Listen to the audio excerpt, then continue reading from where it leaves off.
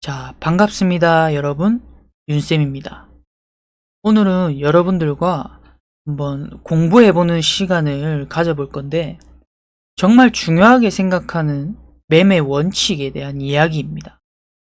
저는 항상 똑같진 않지만 일정한 흐름을 유지하기 위해서 제 매매 원칙을 적어 놓고 주식 투자에 임하고 있는데, 여러분들이 매매 원칙과 나의 기준이 없다 보면 항상 매매가 중구난방 형식으로 튀거든요. 그러다 보면 내 스스로도 갈피를 못 잡고 무너지는 경우가 많습니다. 그런데 내가 중간에 잠시 샛길로 샌다고 해서 기준이 있는 사람들은 다시 어느 정도 제자리로 돌아오거든요. 그래서 너무 크게 무너지는 거를 막기 위해서 저는 원칙을 만들었습니다. 그 원칙에 대한 내용을 순서대로 영상에 담아볼까 합니다.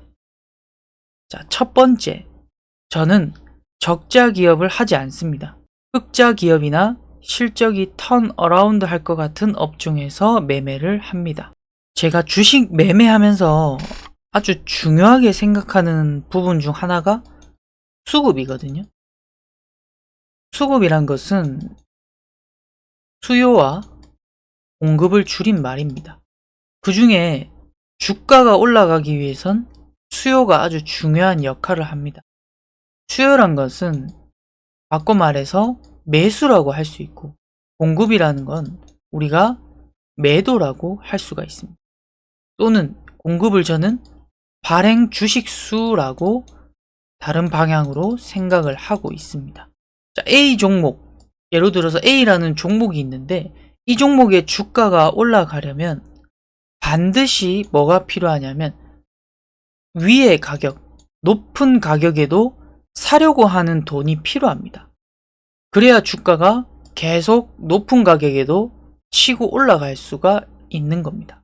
또는 공급이 줄어드는 겁니다. 공급이 줄어든다. 매도하려고 하는, 그러니까 높아지는 가격에도 하려고 하는 사람들이 줄어들수록, 그러면서 매수하고 싶은 사람들이 많아질수록 주가는 상방으로 방향을 틀게 됩니다. 또는 매수 물량은 비슷하게 이어가고 있는데 기업 자체에서 발행 주식 수가 적어진다면 기업의 가치가 상승하기 때문에 주가에 긍정적인 영향을 끼칠 수가 있습니다. 이런 거죠. 발행 주식 수가 적어진다는 건 대기업이나 큰 기업에서 기업의 가치를 올리기 위해 주주들에게 긍정적인 영향을 끼치기 위해서 자사주, 자기 기업의 주식을 매입합니다. 그 다음에 소각합니다. 이러면 기업의 가치는 비슷한 상황에서 주식 수만 계속 줄어들게 되므로 상대적으로 기업의 본질의 가치는 또 올라가게 됩니다. 그러면 또 매력을 느낀 투자자들이 매수를 참여하겠죠. 그러면서 기업의 가치는 우상향하니까 주가도 같이 우상향하게 되는 선순환의 구조를 가져갑니다. 그래서 대기업에서 주주환원 정책을 하려고 자사주를 매입하고 소각하는 경우 아주 주가에 긍정적인 영향을 끼치므로 여러분들이 투자할 만한 재료가 되는 겁니다. 최근에 올랐던 종목 중에 대표적인 종목으로 메리츠 금융지주가 있습니다. 메리츠 금융지주는 여기서 이제 차트를 어느 정도 횡보하면서 수렴을 이어갔죠.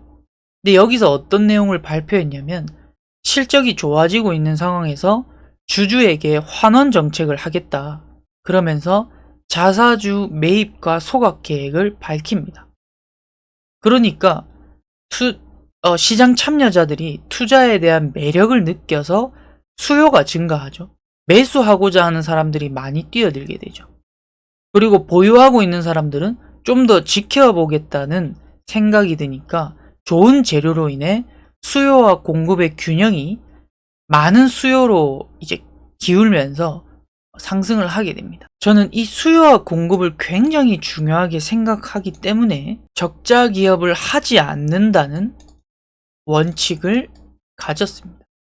방금처럼 우리가 매수하고자 하는 참여자들은 다양합니다.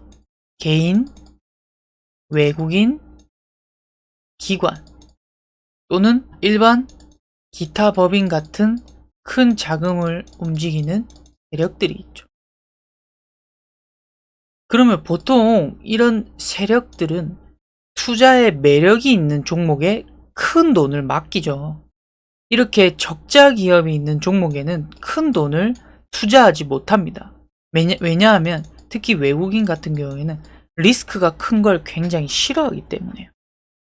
여러분들도 마찬가지로 여러분들이 4년 연속 큰 적자를 보고 있는 이런 기업에 투자하고 싶은 마음이 생깁니까? 아니죠. 그러면 나도 그런 마음인데 다른 사람도 똑같단 말이죠. 다른 사람도 이슈가 크고 재료나 테마가 신선하고 인기가 있고 그리고 예전에 우리 에코프로나 현재 SK하이닉스 같은 종목처럼 실적이 아주 크게 증가하면서 지금 굉장히 돈을 많이 벌고 있는 업종 이런 데서 매력을 느낍니다. 여러분. 그럼 이런 업종에서는 매수하려고 하는 대기자가 즉 수요하고자 하는 물량이 넘쳐나겠죠. 그러니까 주가가 계속해서 우상향을 할 수밖에 없는 구조다. 그런데 제가 과거에 경험했던 바로는 적자 기업은 차트를 좋게 생각해서 만들어갔다 하더라도 항상 속이고 급락을 하더라고요. 그래서 몇 번 그런 실패를 맞다 보니까 더 이상 적자 기업은 하지 않는 게 좋겠다라는 결론에 이르렀습니다. 그 적자 기업이 결국에는 크게 상승을 했다 하더라도 아쉬워하지 않기로 했습니다. 왜냐하면 어찌됐든 주식시장에서는 기회가 있거든요. 나에게 맞는 기회란 게 반드시 오게 되어 있습니다. 근데 내가 매수하고자 하는 그런 욕심을 못 참고 아무 종목에서나 자꾸 손을 대게 되면 내가 잘 벌다가도 한 종목 적자 기업 잘못 만나면 크게 무너지게 됩니다. 그래서 저는 적자 기업을 하지 않는다는 원칙을 세운 거죠. 과거에서부터 적자 기업 대표적으로는 바이오 업종이죠.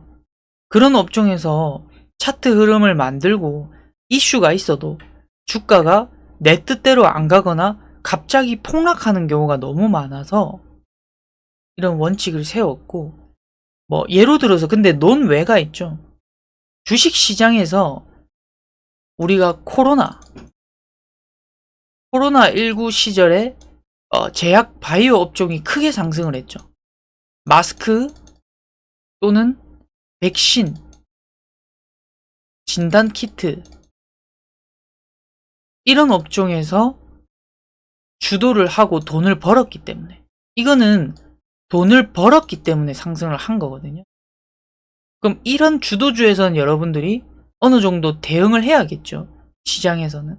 근데 그런 게 아니라 지금 반도체나 과거에는 2차전지, 로봇 그런 업종이 상승하고 있는데 돈을 버는 업종이 아니라 계속해서 적자를 보고 있는 기업에서 여러분들이 건드린다는 건 시장과 반대되는 흐름에서 움직이고 있다.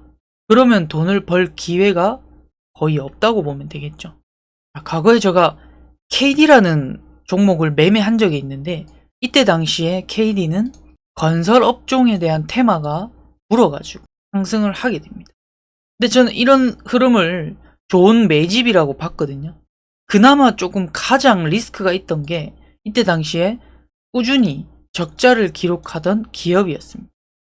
그래서 돈을 제대로 벌지 못하는 부실한 기업이었기 때문에 조금 걱정을 했으나 이쪽에 대한 테마가 지금 상승을 하고 있는 시장 분위기에서 저는 이쪽에서 이제 꾸준하게 물량을 모아갑니다. 근데 역시나 다른 종목들, 흑자를 내는 종목들은 돌아가면서 상승을 하는데 KD는 올라갈 것처럼 만들다가 고꾸라지게 됩니다. 그러면서 마이너스 20-30%라는 큰 손실을 입었었고요. 그러면서 다시 복귀를 통해서 역시나 부실한 기업은 아무리 좋아 보여도 하지 않거나 비중을 아주 줄여서 하는 게 맞겠다라는 결론에 도달합니다. 그래서 제 관심 종목들을 보면 대부분 약간의 흑자를 유지하는 기업이거나 또는 실적이 계속해서 꾸준하게 증가하고 있는 기업, 또는 적자였다가 업황이 개선되어서 흑자로 돌아서려고 하는 기업입니다. 최근에는 조선 업종이죠. 그 다음에 화장품도 있을 때. 이 세 가지에서만 관심 종목을 이루고 있고요. 만약에 적자 기업을 한다면 지금 시장이 이 테마로 주도를 이루고 있는 경우, 아니면 거래대금이 너무 많이 터져서 한번 손절 잡고 대응하려고 하는 경우만 합니다. 근데 거의 95%는 대부분 이 세 가지의 섹터에서 저는 관심 종목을 이루고 있습니다. 그래서 여러분들도 너무 모든 종목을 다 잡으려고 애쓰지 마시고 적자 기업만 배제하더라도 어느 정도 크게 당하는 실수를 줄일 수가 있거든요. 제 매매 1원칙, 적자 기업 하지 않기, 여러분들도 한번 같이 실천해 보셨으면 좋겠습니다. 항상 여러분들을 위해서 정말 이제 제가 경험하고 느낀 것에 도움이 되는 내용을 다루려고 합니다. 그래서 뜬구름 잡는 소리가 아니라 적자 기업을 하지 않는 것만으로도 굉장히 큰 리스크를 피할 수가 있거든요. 여러분들도 그래서 제 영상을 하나씩 보시면서 나만의 매매 원칙이 잡히지 않는 분들은 저의 매매 원칙을 공부해서 약간 좀 다듬어 가셨으면 좋겠습니다. 오늘도 들어주셔서 감사합니다.